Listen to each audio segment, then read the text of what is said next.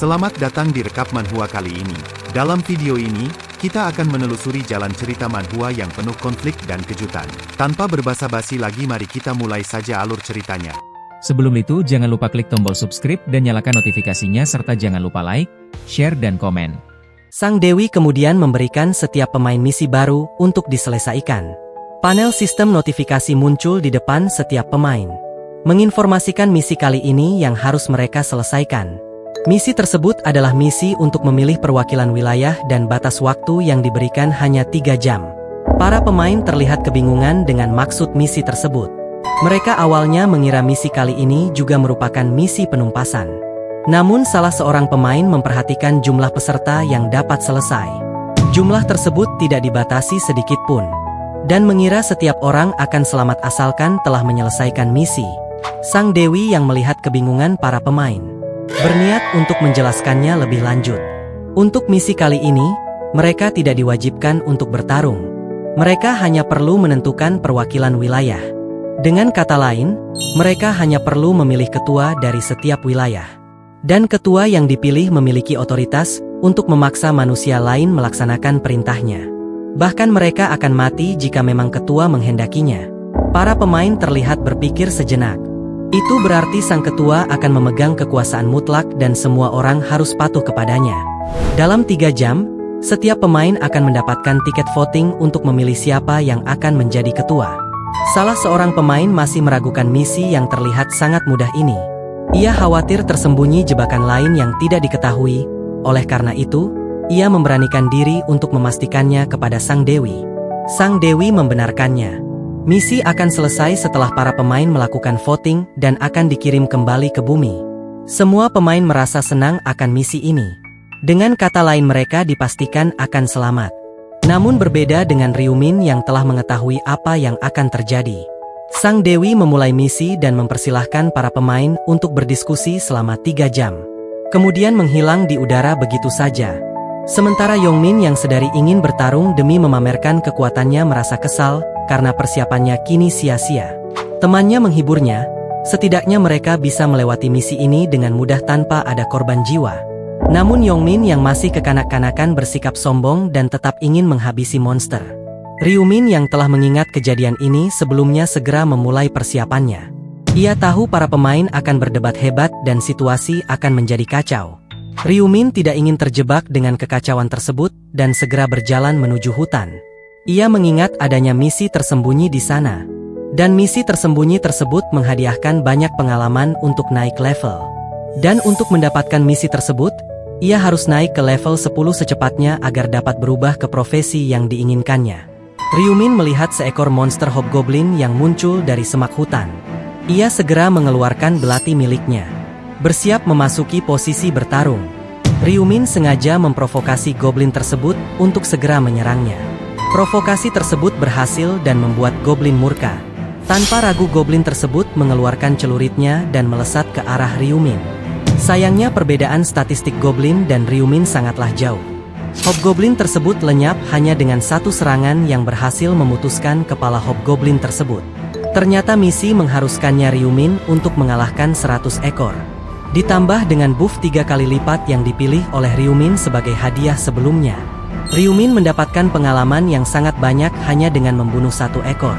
Ryumin juga mendapatkan 1% peningkatan statistik akibat efek baturan yang ia konsumsi sebelumnya.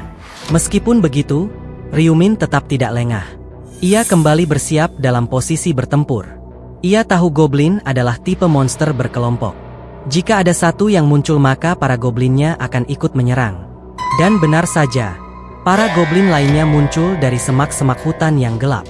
Senjata tajam berupa pedang, golok dan celurit tersedia dengan lengkap di tangan para goblin. Bukannya gentar, Ryumin malah tersenyum senang mengingat ia tidak perlu bersusah payah mencari mereka satu persatu. Pertarungan goblin dan Ryumin akhirnya dimulai. Namun saat bentrokan terjadi, terlihat Ryumin yang dengan mudah membantai para goblin secara sepihak.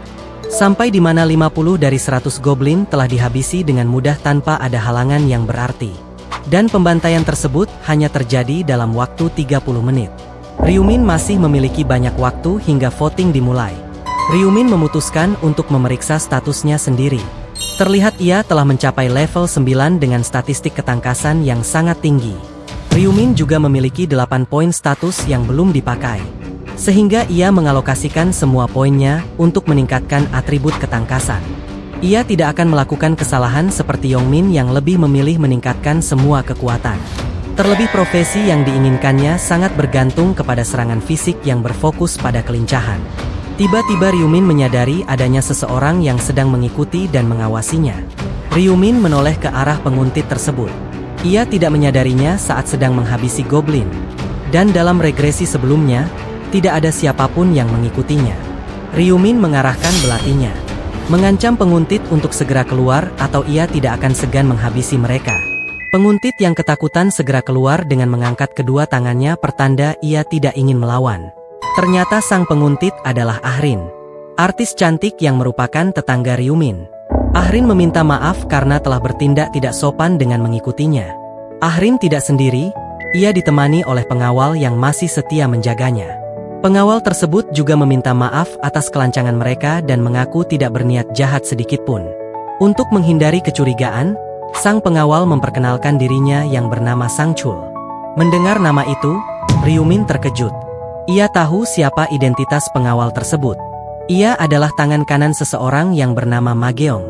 Ma Geong adalah anak tertua dari perusahaan terbesar di Korea. Ia juga merupakan seorang pemain yang dikenal dengan panggilan iblis surgawi. Ma Geong memiliki uang dan kekuasaan yang dapat meningkatkan pertumbuhannya di masa depan. Dan juga merupakan salah satu target yang diincar Ryumin sebelumnya. Awalnya ia mengira akan merekrut pendeta yang berhubungan dengannya di tahap 20. Namun Ryumin tidak menyangka akan bertemu dengan tangan kanannya secepat ini. Tapi Ryumin heran mengapa Sangchul bersama dengan Ahrin. Tiba-tiba ia teringat momen di mana saat Ryumin bertemu dengan Ahrin di apartemen dan Ryumin berasumsi pengawal yang berdiri di sisi Ahrin adalah Sangchul.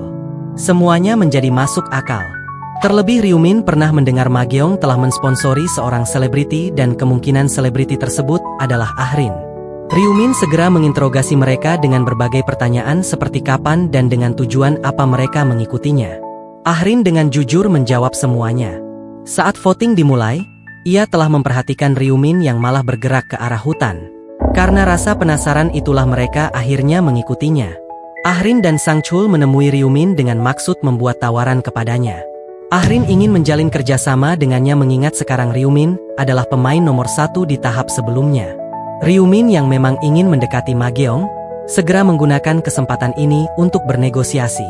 Menurutnya, kesepakatan akan terjalin jika kedua pihak saling menguntungkan. Ryumin berpura-pura tidak ingin bekerja sama dengan mereka. Lagi pula ia dapat bertarung dengan baik sendirian dan ia tidak membutuhkan mereka sama sekali. Ryumin berbalik dan segera pergi meninggalkan mereka. Ia tidak ingin menjalin kerjasama yang tidak menguntungkannya. Sangchul sempat kesal dengan sikap arogan yang ditunjukkan oleh Ryumin. Namun berbeda dengan Ahrin yang tiba-tiba terjatuh lemas ke tanah. Sangchul menatap Ahrin dengan heran. Ahrin merasa tekanan yang sangat kuat saat berbicara dengan Ryumin. Pemain nomor 1 memang berada di level yang berbeda dengannya. Namun Sangchul tidak merasakan adanya tekanan tersebut. Ia mengira Ahrin gugup karena Ryumin menodongkan belati saat berbicara dengannya. Ahrin hanya ingin membentuk tim dengan Ryumin tapi sepertinya itu akan mustahil pikirnya. Sangchul telah menduga hal tersebut dari awal. Orang seperti Ryumin selalu bertindak sombong. Melihat mayat monster goblin yang berserakan di mana-mana, Ahrin mengusulkan untuk berburu seperti yang dilakukan Ryumin sampai waktunya habis. Sementara di sisi hutan yang lain, terlihat seekor goblin tengah berpatroli. Ia terlihat menoleh ke sana dan kemari mencari rekan goblin yang lainnya. Dan kebingungan ketika tidak menemukan satupun rekannya di sekitar. Belum sempat memeriksa apa yang terjadi, Ryumin muncul dari balik semak-semak dan langsung menyerang goblin tersebut. Ryumin menghabisi monster goblin tanpa ampun. Dalam hatinya ia tidak menyesal menolak ajakan kerjasama Ahrin. Mengingat ini bukanlah waktu yang tepat untuk berbicara.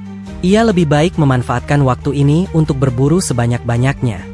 Tiba-tiba monster serigala yang mendengar keributan pertarungan Ryumin segera mendekat dan mengepungnya dari segala arah. Ryumin terlihat senang.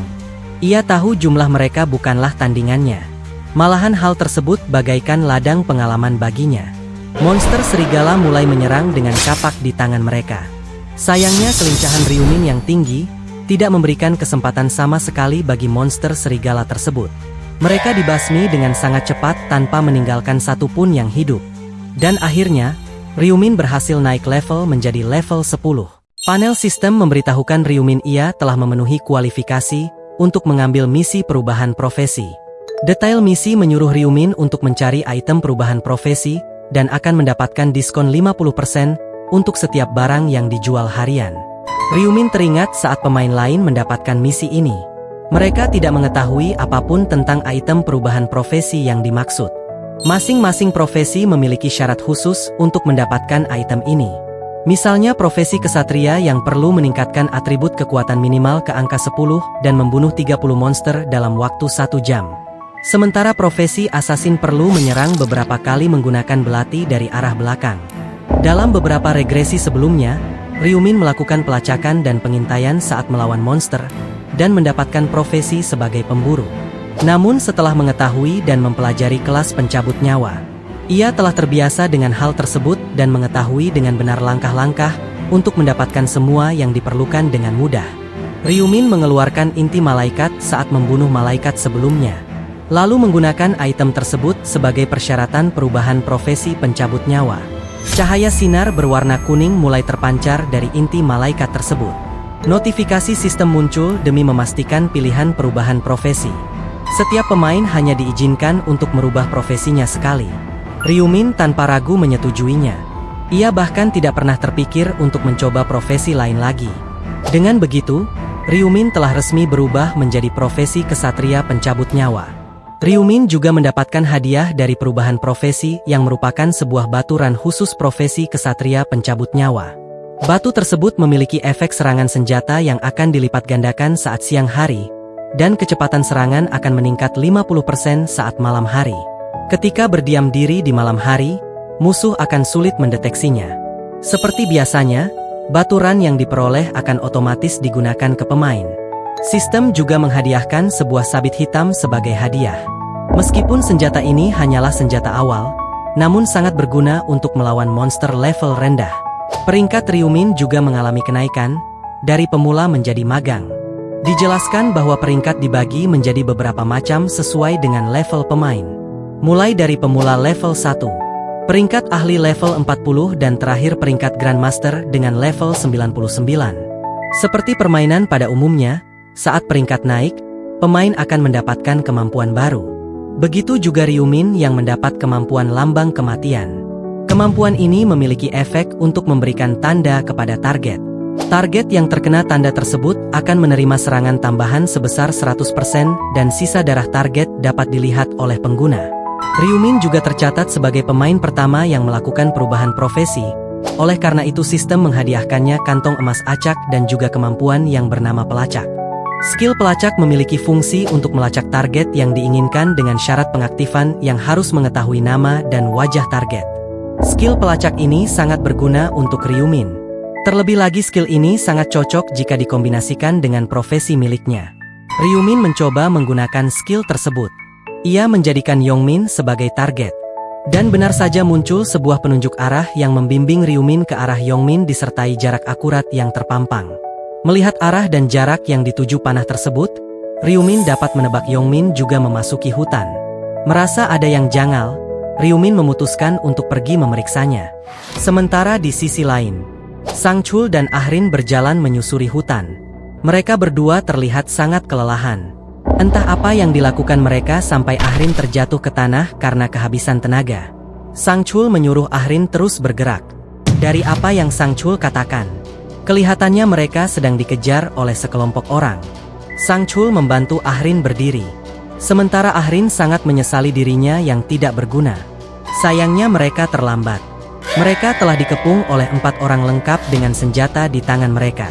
Ternyata keempat orang tersebut adalah Yongmin dan rekannya. Sangchul kesal karena terjebak di situasi yang merepotkan akibat melindungi Ahrin yang menurutnya hanya beban. Sangchul mengeluarkan belatinya.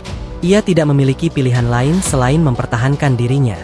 Yongmin tidak menyangka Sangchul memilih melawan mengingat jumlah rekannya lebih banyak dari Sangchul. Namun Yongmin berjanji akan melepaskan Sang Chul jika ia memberikan Ahrin kepada mereka. Sang Chul bingung mengapa kelompok Yongmin mengincar Ahrin. Ternyata rekan Yongmin telah mengetahui identitas Ahrin yang sebenarnya. Bahkan jika itu bukan dirinya yang asli, mereka tidak peduli asalkan wajahnya sama. Ahrin mulai ketakutan. Di dunia yang kejam ini, Ahrin tahu segala kemungkinan bisa terjadi, termasuk pengawalnya yang mungkin akan meninggalkannya. Benar saja, dalam hati Sang Chul ia sangat kesal. Jika Yongmin mengatakannya dari awal, ia tanpa ragu akan meninggalkan Ahrin. Ia tidak ingin mati hanya karena melindungi wanita beban seperti Ahrin. Namun ia teringat Ma Geong yang sangat mempercayainya. Ia tidak ingin mengkhianati kepercayaan tersebut. Akhirnya Sang Chul memasang kuda-kuda pertanda ia siap mempertaruhkan nyawanya untuk melawan geng Yongmin. Sang Chul mencoba menakuti Yongmin dengan menuduhnya sedang melakukan perbuatan kriminal dan akan melaporkannya saat kembali ke dunia nyata. Yongmin tidaklah bodoh. Ia menantang kembali Sang Chul yang ingin melaporkannya. Ia tidak memiliki bukti apapun dan bahkan dirinya yang sekarang mungkin bukan identitas aslinya di dunia nyata. Sang Chul tidak bisa berkata apapun lagi. Ia tidak menyangka Yongmin akan sepintar itu. Tiba-tiba Ryumin muncul dari balik pohon sambil mengawasi mereka berdua. Ryumin keluar dari persembunyiannya dengan santai. Sementara Yongmin bingung dengan apa yang dilakukan pemain peringkat 1 di sini. Ryumin bertanya apa yang sedang terjadi kepada Sang Chul dan Ahrin. Yongmin dengan sombong menyuruh Ryumin untuk pergi dan tidak ikut campur. Namun Ryumin menyuruhnya diam karena ia tidak sedang bertanya kepada Yongmin. Melihat adanya kesempatan selamat, Sang Chul menjelaskan situasi mereka yang sedang diincar oleh anggota Yongmin dan memohon pertolongan kepada Ryumin. Ia berjanji akan membalas kebaikannya dengan cara apapun setelahnya. Ryumin memastikan kebenaran itu kepada Yongmin. Namun Yongmin tidak memperdulikannya dan menyuruh Ryumin untuk pergi. Melihat ini adalah kesempatan untuk membuat Sang Chul berhutang kepadanya. Ryumin berjalan mendekati kelompok Yongmin sambil mengeluarkan aura hitam merah khas profesi pencabut nyawa. Ryumin membela Sang Chul dan Ahrin dengan mengaku mereka berdua adalah kenalannya. Ryumin mengeluarkan sabit hitam yang baru didapatkannya. Ia menantang Yongmin dan mempertanyakan keberanian mereka sebelumnya. Sang Chul dan Ahrin tentu senang dengan bantuan yang diberikan oleh Ryumin. Mereka berterima kasih dan berjanji akan membalas budi ke depannya. Ryumin sengaja menyelamatkan mereka karena ingin mengincar koneksi dengan Ma Geong dengan membuat kesan baik kepada para bawahannya. Melanjutkan rencananya yang sempat tertunda sebelumnya. Ia mungkin akan diberi hadiah besar atas jasanya mengingat Ma Geong memiliki kekayaan yang besar. Dan fakta bahwa Ryumin sendiri tidak menyukai geng Yongmin membuatnya turun tangan untuk langsung membantu. Sementara Yongmin mulai gentar melihat pemain peringkat 1 di tahap sebelumnya mulai mendekatinya. Yongmin mulai panik. Ia menyuruh Ryumin tidak mendekat atau ia dan gengnya akan menghabisinya. Namun Ryumin terus bergerak maju dan meledek mereka yang hanya bisa bicara namun tidak bertindak. Hal tersebut membuat Yongmin kesal. Bagaimana tidak? Dalam hatinya ia tahu Ryumin adalah orang yang sangat kuat dan berbahaya. Di saat orang-orang panik dan ketakutan saat dipanggil ke dunia ini, Ryumin sudah membantai semua goblin yang ia temui dan mengambil posisi teratas di tahap pertama. Ryumin menawarkan kesepakatan lainnya. Ia akan melepaskan Yongmin jika ia berlutut dan memohon ampun dengan tulus di depannya. Yongmin seketika mengerti apa yang ingin dilakukan Ryumin.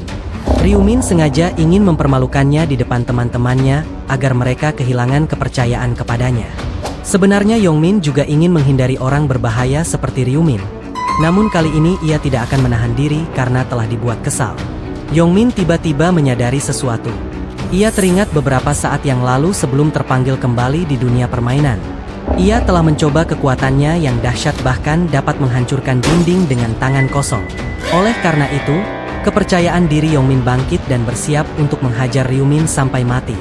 Ia yakin tidak ada yang mampu menandingi kekuatannya sekarang. Yongmin maju dan mulai mendekati Ryumin. Ia mengepalkan tinju berniat memberikan pelajaran kepada Ryumin yang bertingkah sombong. Melihat Yongmin yang siap bertarung, Ryumin menyimpan kembali senjatanya. Hal tersebut tentu membuat Yongmin bingung. Ia mengira Ryumin ketakutan dan akan menyerah. Namun Ryumin tidak bermaksud seperti itu. Melihat Yongmin yang tidak memiliki senjata, ia juga akan melakukan hal yang sama agar pertarungan terasa adil. Yongmin semakin kesal karena diremehkan oleh Ryumin berkali-kali. Ia tidak bisa menahan amarahnya lagi. Ryumin tidak peduli dengan kekesalan Yongmin. Ia melesat maju untuk menyerang dahulu. Yongmin merasa Ryumin telah melakukan kesalahan fatal dengan maju begitu saja, tanpa senjata dengan pertahanan yang terbuka. Yongmin mengepalkan tinjunya, lalu melancarkan serangan kepada Ryumin secara langsung. Sementara Ryumin telah bisa menebak arah serangan Yongmin. Dengan menggunakan kecepatannya, Ryumin berhasil menghindari serangan tersebut dengan sangat mudah. Ryumin lalu memberikan serangan balasan berupa tendangan lutut yang sangat keras tepat di perut Yongmin. Tendangan tersebut berhasil menghempaskan Yongmin jauh ke belakang. Yongmin kesakitan. Tubuhnya gemetar hebat. Ia tidak percaya kekuatannya tidak mampu mengimbangi kecepatan Ryumin. Namun Ryumin tidak berhenti di situ saja. Ia mendekat dan kembali menendang muka Yongmin dengan keras. Yongmin kembali terhempas ke belakang dan memegang hidungnya yang kesakitan. Sementara Ryumin kembali berjalan mendekat ke arahnya. Ia mencengkram kerah baju Yongmin dengan erat, menariknya, dan menghajar mukanya beberapa kali tanpa ampun. Pukulan Ryumin sangat kuat dan sakit. Bahkan Yongmin berasa seperti dihajar dengan menggunakan palu. Ia dapat merasakan kekuatan Ryumin sekuat dirinya sekarang. Tidak ingin melihat Yongmin dihajar begitu saja, rekan yang lain mulai mengarahkan senjata kepada Ryumin. Ahrin berusaha memperingatkan Ryumin adanya serangan dari belakang. Saat rekan Yongmin berhasil menembakkan panahnya, Ryumin dapat menghindarinya tepat waktu. Rekan Yongmin tidak berhenti. Ia terus melesatkan beberapa anak panah ke arah Ryumin. Sayangnya seluruh serangan tersebut sia-sia. Dengan atribut kelincahan yang sangat tinggi, Ryumin berhasil menghindari semua anak panah tersebut dengan mudah. Sambil menghindari anak panah, Ryumin bergerak maju ke arah pemanah. Berniat membereskannya dahulu agar situasi tidak merepotkan. Ryumin akhirnya berhasil mendekati sang pemanah tersebut, lalu mengeluarkan senjata sabit hitam miliknya. Dan tanpa ragu sedikit pun melancarkan sayatan kuat, hingga berhasil memutuskan satu lengan pria tersebut. Pria itu berteriak kesakitan. Ia tidak menyangka Ryumin akan bertindak sekejam itu. Para rekan lainnya memberikan ancaman kosong dengan rasa ngeri di dalam hati mereka. Salah satu pria botak melesat maju dengan belatinya. Bukan karena ia bertindak berani, tapi karena putus asa. Melihat adanya pria botak yang cocok menjadi kelinci percobaan skill barunya, Ryumin menggunakan lambang kematian kepada pria tersebut. Benar saja sebuah lambang tengkorak berwarna merah muncul di atas kepala pria tersebut tanpa disadarinya. Tanpa ragu sedikit pun Ryumin memberikan serangan lanjutan dengan mengayunkan sabit besarnya ke arah pria botak. Tebasan kuat tersebut memotong kedua kaki pria botak tanpa ampun. Pria botak yang telah kehilangan kakinya tidak bisa menjaga keseimbangan tubuhnya dan terjatuh ke lantai sambil berteriak kesakitan. Sementara rekan yang satunya terkejut dengan nasib tragis yang dialami temannya akibat melawan Ryumin. Setelah pria botak tidak berdaya, Ryumin bergerak ke arah rekan lainnya, berniat untuk melumpuhkannya agar tidak memiliki kesempatan untuk menyerang secara diam-diam seperti yang dilakukan pria botak. Dengan satu tebasan cepat dan kuat, Ryumin berhasil memutuskan tangan pria kurus yang sedang memegang belati. Pria tersebut tidak mampu bereaksi. Ia hanya bisa melihat tangannya terpisah dari tubuhnya dengan raut wajah ketakutan. Meskipun telah menghukum para berandalan, Ryumin tidak akan membiarkan mereka pergi begitu saja. Ia ingin menanamkan rasa takut kepada para musuh-musuhnya. Rasa takut ekstrim yang dapat menghancurkan niat balas dendam yang tersisa di hati mereka. Setelah menyiksa mereka beberapa saat, pria kurus memohon ampun. Raut wajah yang diperlihatkannya seolah sedang melihat iblis kejam berdarah dingin yang akan menghabisi mereka tanpa ragu jika mereka berani melawan. Melihat ekspresi pria tersebut, Ryumin memutuskan untuk menyudahi penyiksaan. Ia yakin mereka telah mengetahui dengan jelas kepada siapa mereka harus takut dan tunduk. Setelah selesai dengan para berandalan, Ryumin menoleh tatapan tajamnya kepada hidangan utamanya. Terlihat Yongmin tengah bersembunyi di balik pohon seperti pengecut. Ryumin menyuruh Yongmin untuk berhenti melakukan hal yang sia-sia. Dengan skill pelacak miliknya, ia dapat mengetahui keberadaan Yongmin dengan jelas. Akhirnya, Yongmin juga tidak dapat terhindar dari hukuman. Satu tebasan vertikal mengenai salah satu tangan Yongmin dengan telak. Tangan Yongmin terputus, menyemburkan cairan merah segar di mana-mana. Ryumin menyuruh Yongmin untuk berhenti merengek seperti wanita. Ryumin ingat saat dimana ia dirundung habis-habisan oleh Yongmin. Rasa sakit yang dialami Yongmin sekarang belum sebanding dengan rasa sakit yang dialaminya dulu. Sang Chul dan Ahrin hanya melihat dari samping kekejaman yang dilakukan oleh Ryumin kepada para berandal yang berani mencari masalah dengannya. Sang Chul juga tidak menyangka Ryumin tidak menunjukkan keraguan sedikitpun untuk menebas tangan lawannya yang telah kehilangan semangat bertarung. Meskipun Ryumin akan dianggap kejam oleh beberapa orang, namun Sang Chul sebenarnya menyukai orang seperti Ryumin yang tidak akan segan membantai musuhnya. Sementara Ryumin terus menanamkan ketakutan kepada Yongmin dengan merobek kakinya, meninggalkan teriakan kesakitan yang menggema di seluruh hutan. Setelah selesai dengan urusannya, Ryumin menanyakan kondisi Sang Chul dan Ahrin. Sang Chul dan Ahrin tidak terluka. Mereka kembali berterima kasih kepada Ryumin. Ryumin menenangkan mereka untuk tidak perlu khawatir dengan kelompok Yongmin. Mereka tidak akan berani menyerang lagi. Ahrin dan Sang Chul kembali berterima kasih dengan tulus dengan membungkukkan kedua tubuh mereka. Namun Ahrin khawatir dengan nyawa mereka yang akan dalam bahaya jika mereka dibiarkan begitu saja. Ryumin tidak peduli. Lagi pula mereka adalah sekumpulan sampah yang lebih rendah dari hewan. Sang Chul penasaran akan satu hal dan ingin bertanya kepada Ryumin. Ryumin mempersilahkannya. Sang Chul penasaran mengapa Ryumin mengampuni nyawa Yongmin, padahal ia dapat menghabisi mereka tanpa perlu takut diadili oleh hukum. Yongmin ketakutan setelah mendengar pernyataan tersebut. Itu adalah kata-kata yang Yongmin ucapkan beberapa saat lalu dan kini kata-kata itu seolah kembali mengancam dirinya sendiri. Ryumin senang dengan pemikiran Sang Chul yang tidak naif. Berbeda dengan sang beban Ahrin yang membuatnya jengkel karena ingin menyelamatkan nyawa musuhnya. Ryumin melepaskan mereka karena merasa tidak ada untungnya membunuh para sampah yang bahkan tidak becus menjadi sampah. Namun Sang Chul berpikir sebaliknya, jika tidak menghabisi mereka di sini, ia khawatir akan timbul masalah yang merepotkan ke depannya. Ryumin hanya tersenyum dengan ekspresi yang meremehkan. Dengan hanya melihat kondisi mereka sekarang, Ryumin tahu keberanian tersebut telah sirna sepenuhnya. Lagi pula ia tidak ingin mengurangi populasi pemain karena hal itu akan sangat berbahaya jika ada misi pengurangan populasi nantinya. Sang Chul akhirnya mengerti apa yang dimaksud Ryumin. Sang Chul mulai mengagumi Ryumin yang memiliki pemikiran yang jauh ke depan. Akhirnya Sang Chul mengurungkan niatnya untuk menghabisi mereka. Ia akan menuruti saran Ryumin. Setelah urusannya selesai, Ryumin berpamitan dan berniat pergi dari sana. Namun dihentikan oleh Sang Chul. Ia meminta nomor akun Ryumin dan akan mencarinya di dunia nyata untuk memberinya imbalan. Hal itu ditolak mentah-mentah oleh Ryumin dan lekas pergi dari sana. Ahrin dan Sang Chul tidak mengira Ryumin tidak meminta imbalan apapun. Sang Chul berniat akan melaporkan kejadian ini kepada Ma Geong. Saat melihat pertarungan Ryumin tadi, Sang Chul menyadari Ryumin memiliki potensi untuk menyaingi bahkan lebih kuat dari Ma Geong. Sang Chul menoleh ke arah berandalan. Jika bukan karena saran dari Ryumin, Sang Chul pasti telah membunuh semua berandal ini. Tapi ia akan menahan diri dan menaati saran Ryumin. Sementara di sisi lain, terlihat para pemain sedang berdiskusi untuk menjadi ketua perwakilan. Terlihat situasi mulai kacau karena banyak orang yang ingin dipilih. Perselisihan mulai terjadi di mana-mana. Sampai ada dua orang pria yang akan memulai perkelahian. Pemain lain berusaha melerai dua orang pria tersebut, menyadarkan mereka bahwa tidak ada gunanya saling berkelahi di situasi seperti ini. Bahkan ada pria yang berusaha ingin menjadi perwakilan dengan dalih ayahnya yang seorang kongres. Namun di dunia permainan, tidak ada yang bisa membuktikan identitas mereka sendiri. Lalu ada seorang pria berambut hijau yang memotong perdebatan mereka. Ia menyarankan semua pemain untuk segera memberikan suara karena waktu tersisa sedikit.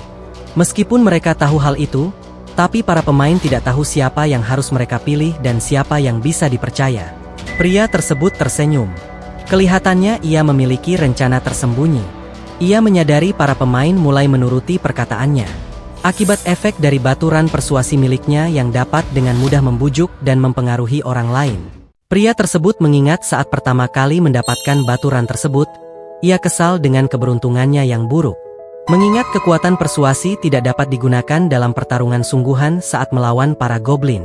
Namun setelah mengamati situasi beberapa saat, pria itu akhirnya tahu cara menggunakan kekuatannya secara efektif.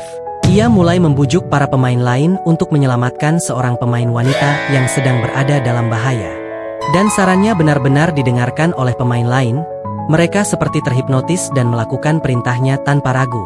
Pria tersebut memanfaatkan situasi tersebut untuk membunuh goblin yang telah sekarat.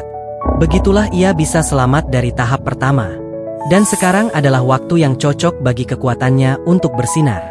Jika rencananya berhasil, ia akan menjadi perwakilan dari semua pemain yang ada di sini. Pria tersebut mulai membujuk pemain lain untuk segera memilih kandidat yang cocok. Ia memberikan saran untuk mempersempit kandidat menjadi 5 orang dan akan memilih salah satu dari mereka. Para pemain setuju dengan idenya. Lagi pula mereka tidak akan mengalami kemajuan jika setiap pemain selalu mencalonkan diri sendiri. Pria tersebut memberikan saran agar setiap pemain mencalonkan seseorang yang menurut mereka layak. Dan mereka tidak boleh mencalonkan diri sendiri. Pria tersebut tersenyum licik melihat reaksi para pemain yang sampai sekarang tetap menuruti perintahnya. Para pemain terlihat kebingungan. Ada yang bingung memilih, ada yang tidak mengenal siapapun di sini. Terlebih banyak orang yang tidak mengenal satu sama lain. Tiba-tiba seorang pria mencalonkan Min Bu sebagai perwakilan. Ternyata Min Bu adalah nama dari pria dengan kemampuan persuasi tersebut. Ia senang melihat rencananya mulai berhasil. Para pemain mulai terpengaruh dan mulai memilih dirinya dengan alasan Min Bao memiliki pemikiran logis dan berjiwa kepemimpinan. Baru saja Min Bao terlihat senang, tiba-tiba ada seseorang yang ingin mencalonkan Ryu Min sebagai kandidat. Min Bao tersenyum menyetujui. Tidak heran jika pemain peringkat 1 mendapatkan rekomendasi menjadi perwakilan pikirnya. Setiap pemain mulai mendukung orang yang dipilih. Kebanyakan terdiri dari pemain peringkat 2 dan 3. Kini telah terkumpul 4 kandidat. Min Ba, Ryu Min, dan pemain peringkat 2 dan 3. Min Bao berniat ingin berpidato dahulu. Baru saja Min Bao mulai berpidato, tiba-tiba ada suara yang memotongnya dari belakang dan menyuruhnya untuk tidak mengucapkan omong kosong. Suara itu berasal dari seorang pria bertato yang merupakan pemain peringkat 2 di tahap sebelumnya. Pria itu terlihat kesal dan menghampiri Min Bao. Min Bao bertanya apa yang akan dilakukannya. Dan ia tidak mengerti apa yang dimaksud pria tersebut. Pria tersebut marah dan menuduh Min Bao menjadi penghasut yang handal untuk menghasut pemain yang ada di sini untuk mendengarkan sarannya. Min Bao berargumen dengan menuduh pria itu menggunakan tutur kata yang kasar dan tidak berdasar. Namun emosi pria tersebut semakin memuncak.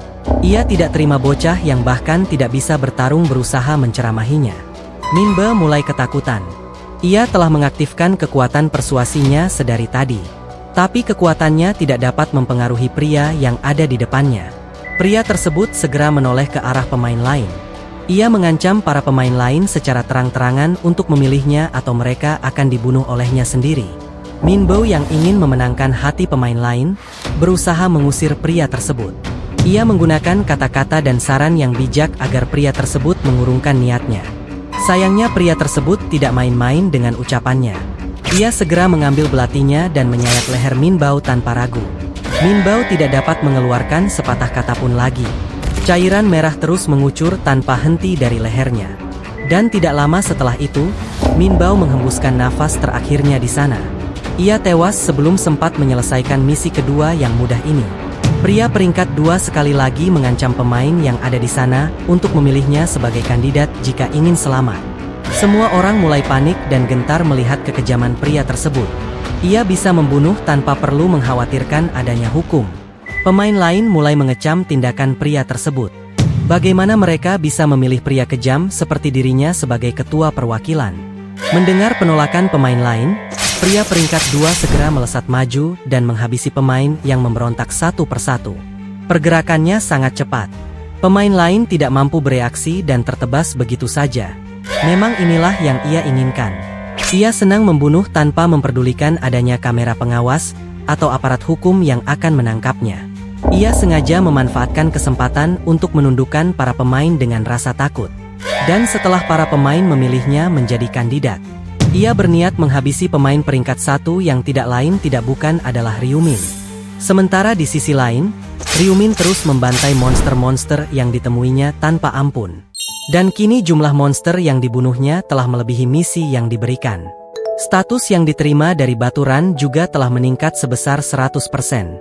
Ditambah dengan bonus pengalaman 3 kali lipat yang masih aktif, kini Ryu Min telah berhasil mencapai level 16. Meskipun begitu, Ryu Min tidak terlihat puas sama sekali.